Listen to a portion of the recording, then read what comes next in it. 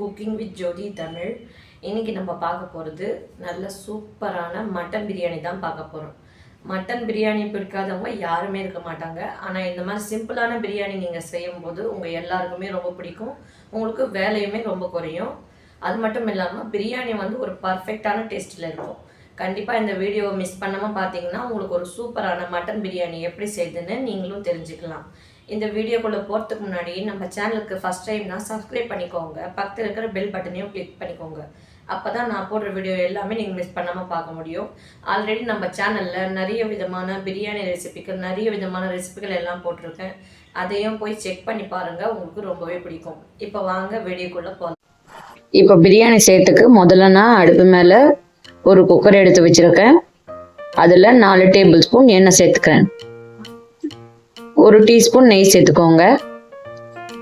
நெய் நல்லா சூடானதுமே ஒரே ஒரு பிரிஞ்சி இலை, 2 துண்டு பட்டை, 1 டீஸ்பூன் கல்பாசி, 4 கிராம்பு, 3 ஏலக்காய் சேர்த்துட்டு இதை நம்ம லைட்டாக வந்து வதக்கி எடுத்துக்கலாம். இப்போ இது ஒரு நிமிஷம் வந்து இதை வதங்கியாச்சு. இப்போ நான் வந்து வெங்காயத்தை சேர்த்துக்கிறேன். மீடியம் சைஸ் 3 வெங்காயத்தை நீள்வாக்கில் கட் பண்ணி வச்சுருக்கேன். இப்போ நான் இதெல்லாம் சேர்த்துக்கிறேன். வெங்காயம் கொஞ்சம் வதங்கி வரணும். நல்லா கண்ணாடி பதத்துக்கு வதங்கி வர அளவுக்கு நம்ம வதக்கி எடுத்துக்கலாம். இப்போ வதங்கியாச்சு. இப்போ நான் 5 பச்சை மிளகாயை பாதியாக கட் பண்ணி கீறி வச்சுருக்கேன். அதையும் சேர்த்துக்கிறேன். 2 தக்காளியை வந்து பொடியாக கட் பண்ணி வச்சுருக்கேன். அதையும் சேர்த்துட்டு நல்லா வந்து வதக்கி எடுத்துக்கிறேன். இப்போ தக்காளி வந்து நல்லா ஸ்மாஷ் ஆகி வரணும். அது வரைக்கும் நம்ம வதக்கி விட்டுக்கலாம். இப்போ 1 டீஸ்பூன் இஞ்சி பூண்டு பேஸ்ட் சேர்த்துக்கிறேன். சேர்த்துட்டு இஞ்சி பூண்டு பேஸ்ட் நல்லா பச்சை வாசனை போகிற வரைக்கும் வதக்கி எடுத்துக்கிறேன். இப்போ 1 கைப்பிடி அளவுக்கு புதினாவை எடுத்துருக்கேன். 1 கைப்பிடி அளவுக்கு கொத்தமல்லியும் சேர்த்துக்கிறேன். சேர்த்துட்டு இந்த புதினா கொத்தமல்லி நல்லா வந்து வதங்கி வர வரைக்கும் நம்ம வதக்கி விட்டுக்கலாம். இப்போ இந்த புதினா கொத்தமல்லி எல்லாம் பாருங்கள் நல்லா வந்து சுண்டி வந்திருக்கு. இந்த ஸ்டேஜில் நம்ம மசாலா பொருட்களை சேர்த்துக்கலாம். நான் 1 டீஸ்பூன் பிரியாணி மசாலாவை சேர்த்துக்கிறேன். 1/2 டீஸ்பூன் கரம் மசாலா, 1 டீஸ்பூன் மிளகாய் தூளையும் சேர்த்துக்கிறேன். நீங்கள் வீட்டில் அரைச்ச மிளகாய் தூள் கூட சேர்த்துக்கலாம். இப்போ அந்த மசாலா நல்லா வதங்கி எண்ணெய் பிரிஞ்சு வரும்போது நான் 1/2 கப் தயிர் சேர்த்துக்கிறேன். நல்லா திக்கான புளிப்பில்லாத தயிராக சேர்த்துக்கோங்க. சேர்த்துட்டு அந்த வெங்காயமும் அந்த தயிரும் வந்து நல்லா வந்து மிக்ஸ் ஆகி வரணும். இப்போ நான் வேக வச்ச மட்டனையும் சேர்த்துக்கிறேன். நான் இன்னைக்கு 1/2 கிலோ மட்டனை 8 விசில் விட்டு வேக வச்சு எடுத்துருக்கேன். அது நான் வந்து தண்ணியை வடித்து இதில் சேர்த்துக்கிறேன்.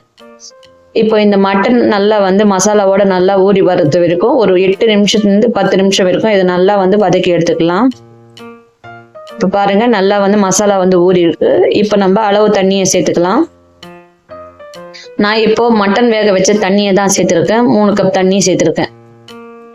சேர்த்துட்டு நல்லா வந்து கலந்து விட்டுக்கோங்க. இப்போ நான் 1 டீஸ்பூன் அளவுக்கு எலுமிச்சம்பழத்தை சேர்த்துக்கிறேன். நான் மீடியம் சைஸ் சின்ன எலுமிச்சம்பழம் 1 வந்து பிழிஞ்சு விட்டுக்கிறேன். சேர்த்துட்டு நல்லா வந்து கலந்து விட்டுக்கோங்க. இப்போ தண்ணி நல்லா கொதிச்சு வரும்போது நம்ம அரிசியை சேர்த்துக்கலாம். நான் இன்னைக்கு 1/2 கப் அரிசி எடுத்திருக்கேன். அதுக்கு 3 கப் தண்ணியை நான் சேர்த்துருக்கேன்.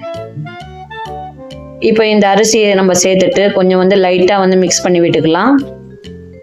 இப்போ தண்ணி நல்லா கொதிச்சு வரும்போது இந்த அரிசியை வந்து நல்லா வந்து அதோடவே வந்து நல்லா மிக்ஸ் பண்ணி விட்டுக்கணும். இப்போ அரிசியை நம்ம வந்து அந்த தண்ணியிலே வந்து நல்லா வந்து வேக வச்சுக்கணும்.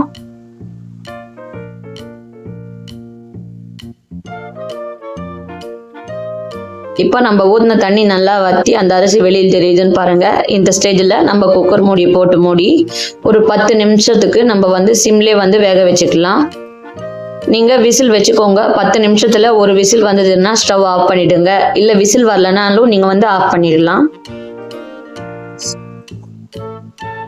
நம்ம கணக்கு பிரகாரம் 10 நிமிஷத்துக்கு இதை வந்து நல்லா வந்து வெந்திருக்கு. எனக்கு வந்து ஒரே ஒரு விசில் தான் வந்தது. இப்போ ப்ரெஷர் நல்லா ரிலீஸ் ஆன உடனே நம்ம வந்து இதை திறந்து பார்க்கலாம். இப்போ பாருங்க ரொம்ப அருமையாக வந்து வெந்திருக்குன்னு. சாதம் வந்து ஒன்று வந்து தனித்தனியாக இருக்குன்னு பாருங்க. நான் இன்னைக்கு பிரியாணி அரிசி தான் எடுத்திருக்கேன். நீங்கள் நார்மலான அரிசியில் கூட செய்யலாம், இல்லைன்னா பாஸ்மதி அரிசியில் கூட செய்யலாம். ஆனால் வந்து தண்ணியோட அளவு வந்து மாறுபடும். அதை மட்டும் வந்து நீங்கள் பார்த்துக்கோங்க. இப்போ பார்த்தீங்கன்னா நல்லா தெரியும் அந்த மட்டன் எல்லாம் நல்லா வெந்திருக்குன்னு பாருங்கள். அந்த பிரியாணியும் நல்லா வந்து சூப்பராக இருக்குது. நல்லா சுட சுட வந்து நம்ம சர்வ் பண்ணலாம். இந்த சுட சுட பிரியாணியை கண்டிப்பாக நீங்களும் உங்கள் வீட்டில் ட்ரை பண்ணிவிட்டு எப்படி இருக்குன்னு கமெண்ட்ஸில் சொல்லுங்கள். இந்த வீடியோ பிடிச்சிருந்தா ஒரு லைக் கொடுங்க. குக்கிங் வித் ஜோதி தமிழை சப்ஸ்கிரைப் பண்ணிக்கோங்க. இந்த வீடியோ உங்களுக்கு ரொம்ப ரொம்ப பிடிச்சதுன்னா நீங்களும் ஒரு லைக் கொடுத்துக்கோங்க. மற்றவங்களுக்கும் இதை ஷேர் பண்ணி விட்டுருங்க. இன்னொரு நல்ல டிஷ்ல சந்திக்கலாம். தேங்க்யூ. பாய்.